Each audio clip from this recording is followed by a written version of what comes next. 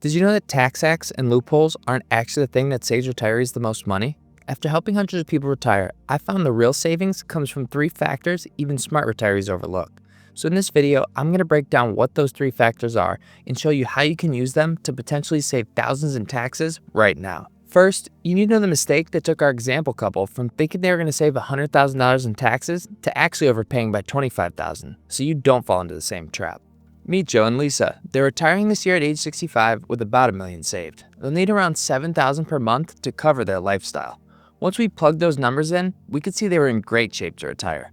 What made this even better? It didn't include any tax strategies yet. When we switch over to the tax page and add one in, converting $40,000 a year to Roth for the first 5 years of retirement, that single move could save over $100,000 in taxes. When Joe saw this, he was thrilled. He even said, "That strategy alone could pay for one of my daughter's weddings." But hearing that made me pause. So I asked them, "When we listed your retirement expenses earlier, did those include the weddings?" They said no. So I told them, let's go back in and make sure we add those weddings into the plan. Once we did, a few more one-time expenses came up, like new cars they've been putting off. By the time we added everything in and went back to their tax strategy page, the same plan that looked like it would save them $100,000 had turned into what could be a $25,000 mistake. But let's take a step back. Paying for their daughter's weddings and replacing their cars wasn't going to ruin Joe and Lisa's retirement.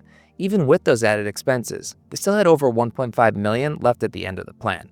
It wasn't that they couldn't afford these things, but when you don't plan for them, they can lead to missed opportunities and tax mistakes, just like we saw. So why does getting your expenses wrong make such a big difference? And why is it one of the biggest reasons retirees overpay in taxes without realizing it? Let's go back to the page that shows their taxes paid over time. I've reset the plan to remove the weddings and cars so we can see exactly why that original tax strategy looks so good. When you look at this line, you can see that in their late 80s, they're paying over $30,000 a year in taxes, almost triple what they were paying in their early 70s. And this is where most retirees get caught off guard. That spike comes from required minimum distributions, the withdrawals the government forces you to take from your retirement accounts later in life. And without planning for these one-time goals, their accounts are projected to grow to nearly $3 million by their late 80s. And the bigger those accounts grow, the bigger the tax bill. So what happens if we add those one-time expenses back in? Instead of having close to $3 million in their 80s, that balance now ends up around $1.5 million. And instead of paying $30,000 in taxes each year later on, that bill now drops closer to $17,000. So when those real-life costs are planned for, the tax problem disappears. And so does the need for those big Roth conversions early on. That's why we always start every tax plan by dialing in expenses first, because the numbers are only as accurate as the life you're planning around. But just because Joe and Lisa's expenses changed doesn't mean their tax saving opportunities disappeared. In fact, we found a few key adjustments that could save them close to $50,000. But first, I want to show you why their original plan wasn't the wrong strategy. It just missed a key detail. Here's their taxes paid over time, this time with their real expenses built in. The green line shows what happens when we add those conversions. Because their early retirement years include big costs, travel, weddings, and cars, they're already pulling more from their accounts. Add conversions on top of that, and the result is this big bump in taxes. But look what happens after that bump. Once those larger expenses are behind them, their tax bill drops, right around age 71. So let's go back and make a few tweaks. Instead of starting the conversions right at retirement, let's delay them until age 71. And spread them over 5 years. And we'll cut the amount in half, down to $20,000 per year. With those small changes, a $25,000 mistake turns into roughly $8,000 in savings. So it wasn't that Roth conversions were a bad idea. It's that the timing needed to match their life. And the tax savings didn't stop there. Let me show you another move that can nearly double those savings, all from a few small changes inside their accounts. The next page dives a little deeper into their tax strategy and the levers we can pull to improve it. I want to focus on one that even many advisors overlook: asset location.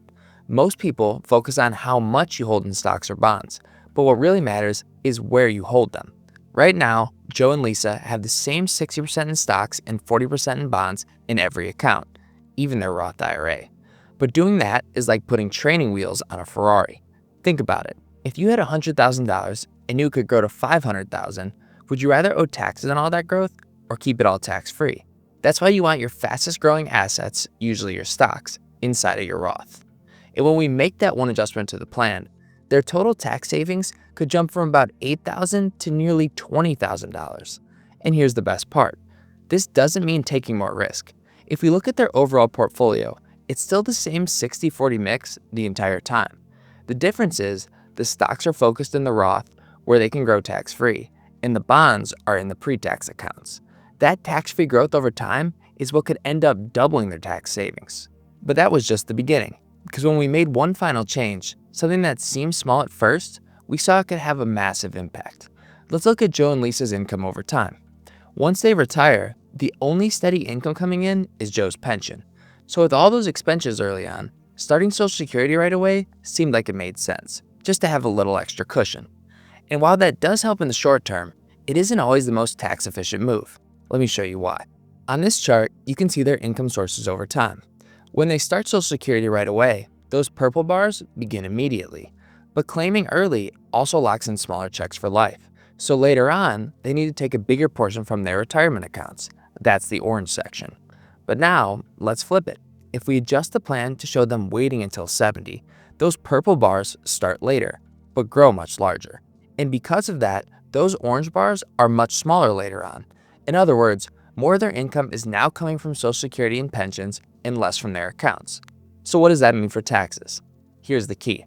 Withdrawals from retirement accounts are 100% taxable, but only up to 85% of Social Security is. So when more of your income comes from Social Security instead of IRAs or 401ks, your total taxable income drops. And in Joe and Lisa's case, that one change, delaying until age 70, increases their total tax savings from about $20,000 to nearly $50,000. And here's what's even more powerful. When you step back and put everything together, dialing in their expenses, fine-tuning their tax plan, and aligning their investments in Social Security, their entire picture changes. Their probability of success jumps from 86% to 96%. And by the end of the plan, they have nearly $100,000 more in assets than when they started. Because at the end of the day, it's not just about saving on taxes. It's about building a plan that gives you more freedom, more confidence, and a better life in retirement. But here's what stops most retirees from enjoying that freedom: the fear of spending their money. I've seen hundreds of retirees optimize their tax plans, but still hesitate when it comes to enjoying what they've built, constantly worrying about spending too much too soon. Watch this next. I'll show you the data that helps retirees stop worrying about spending and start enjoying retirement.